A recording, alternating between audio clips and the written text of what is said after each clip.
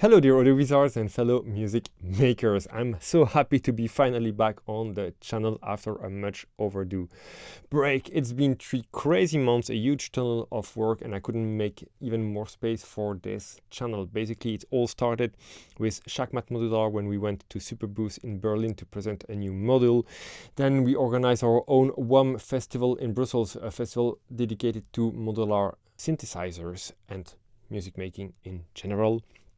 I did a lot of beta testing for different companies, including the recently released Sima from Hacienda Mastering, it's a clipper, and an up-to-come plugin by Nicolas Di Lorenzo from Panorama Mastering called Panoramic. And this tool is going to be featured in today's video, and I'm going to put the link in the description. I also finished writing my book on the art of compression that is going to be edited by Focal Press later this year. I gave an 8-hour intensive mixing course for my friend Oscar at Underdog Music School. The video is also already online. It's on his website. I'm going to also put the link in the description. I had some work obviously to be done for my client. So after all that, I felt the need to take a break to make music for myself. And this leads me to today's video because I finished mixing and I mastered some of old mixes of my own project under the moniker Pattrn. Without any further ado, let's dive into this mastering session. See you on the other side of the screen. All right, so let's first play this track.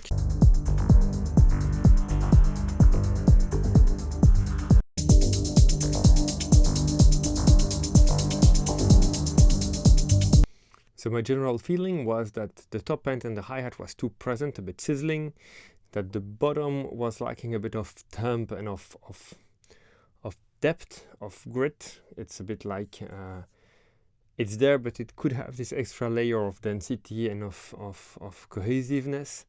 And the melody, the melodic aspect, the theme was a bit buried at the back. It could be a bit more upfront, a bit more present, right? And this is what we're going to tackle. The mastered version.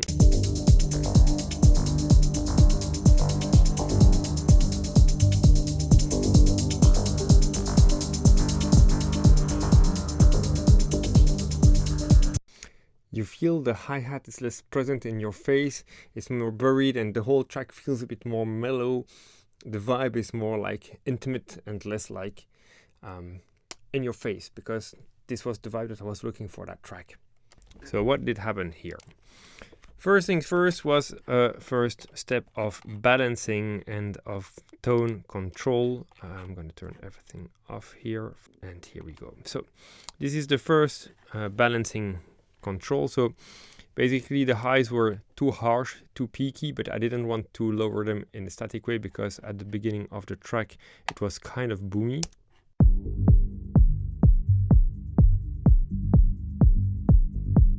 So here this EQ.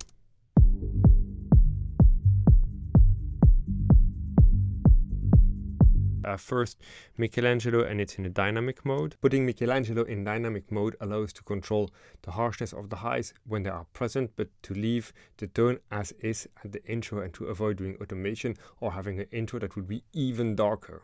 Later on in the track, I'm going to turn off fab filter as well.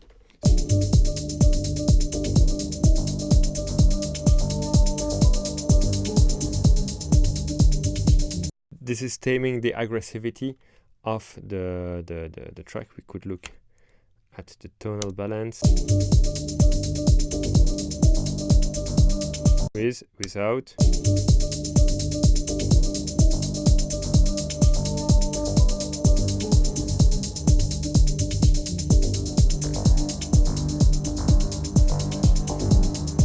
This Michelangelo already tames a bit the harshness of the top end that is really like too piercing, but it's not enough. So what I did was go for fab filter as well. I liked also there is a little bit of tube compression, a bit of color as well. It's not just EQ, but it's just giving that little bit of flavor in a gentle way.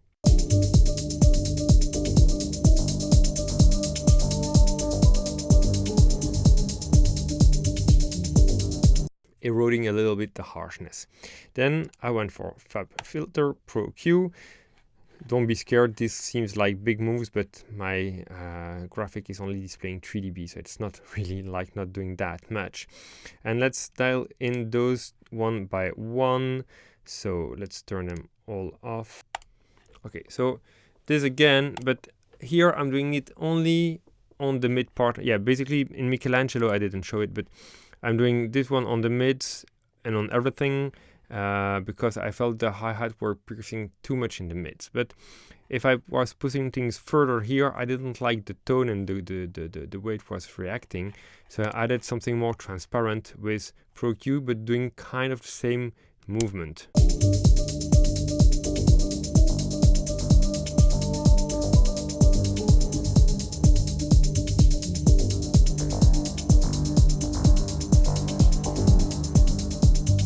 So this is also just to target the highs, right?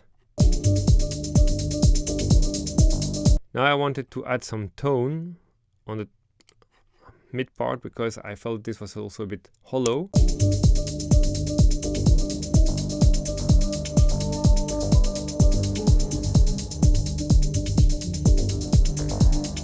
Opens a bit the mix.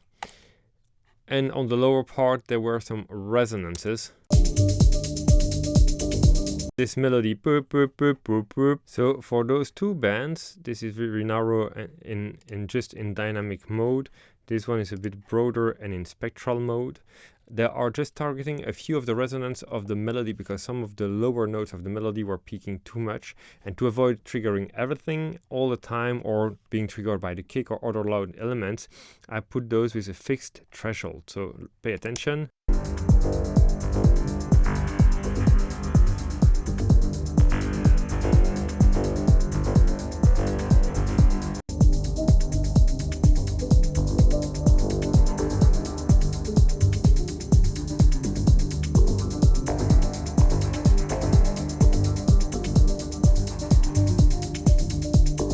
And it might not seem so obvious here, with and without, for those two bands.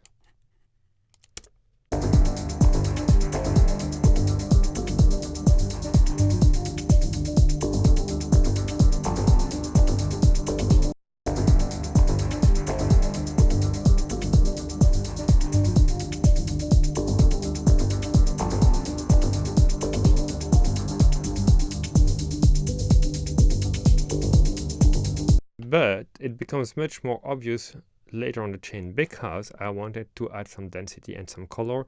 Especially here, I felt that the low end was lacking a bit of thump, but not in an EQ way, but more on a glue, a thickness. And so I went for the oven and black box, the oven from our Applebaum and black box.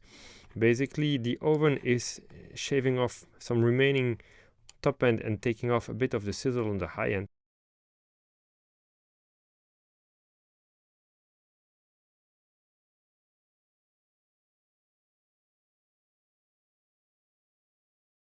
I'm going to play that one first.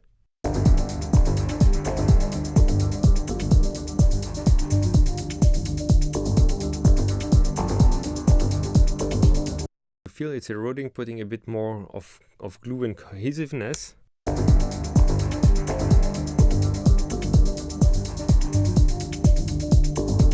Also pushing the hi-hat a bit to the back, and the black box will add that thump to the kick thanks to some parallel saturation very, very low.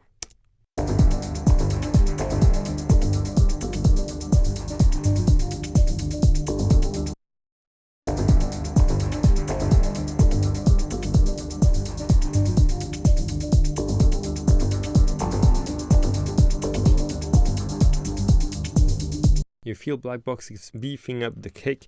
It feels like more body, more sustain. If I mute both effects,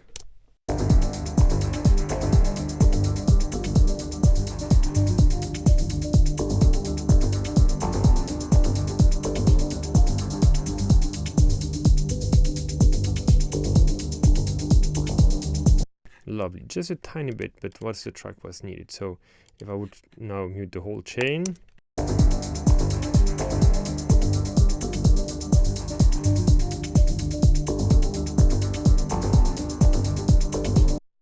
feels more cohesive, more together.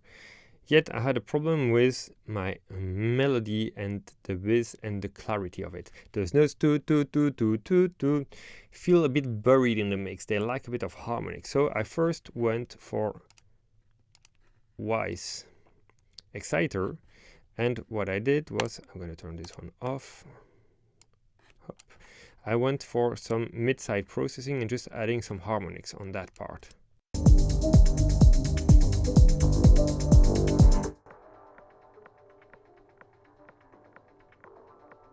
Pushing the kick a bit forward, a bit of harmonics on the melody.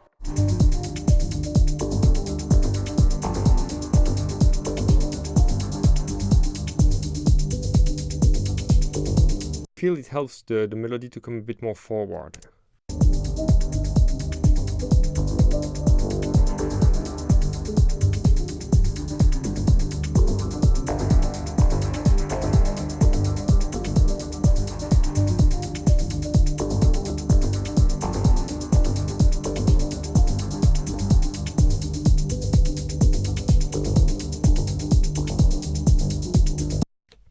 So this gives contrast to the melody.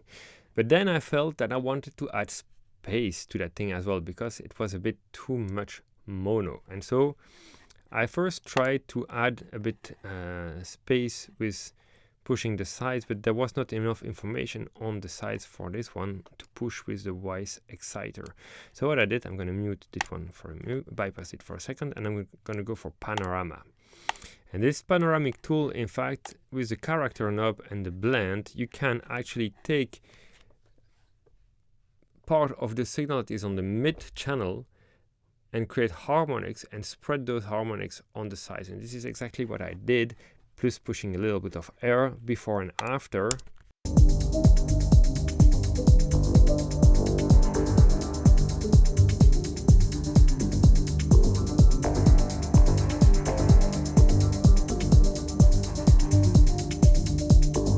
You see the melody now, instead of being mono and on the back, feels a bit wider and a bit more open, more on the sides.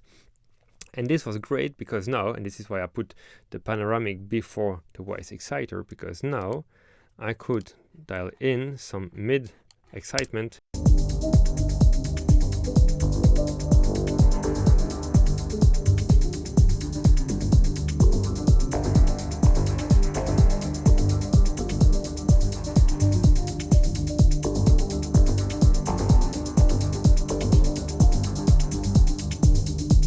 Those two together before and after. Before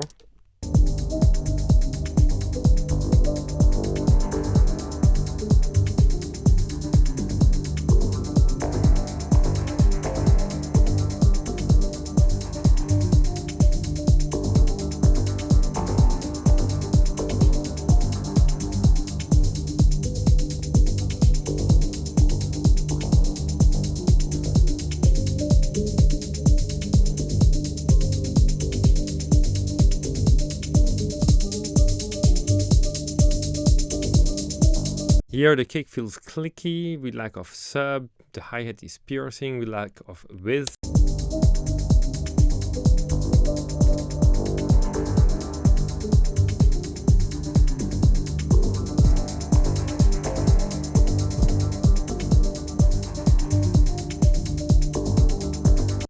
It's rounded out with the harmonics, the transients are more shaved, it feels more like being one thing that works together. That's it.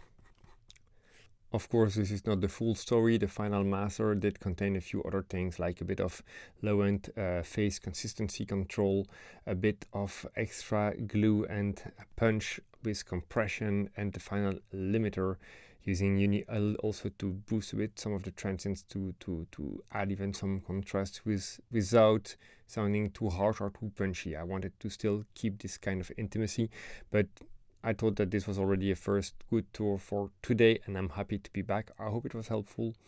These are gentle moves. These are not obvious one except from the high part, but mastering is also about just sometimes doing a few little strokes to go into a desired direction. See you soon. Take care. Bye-bye.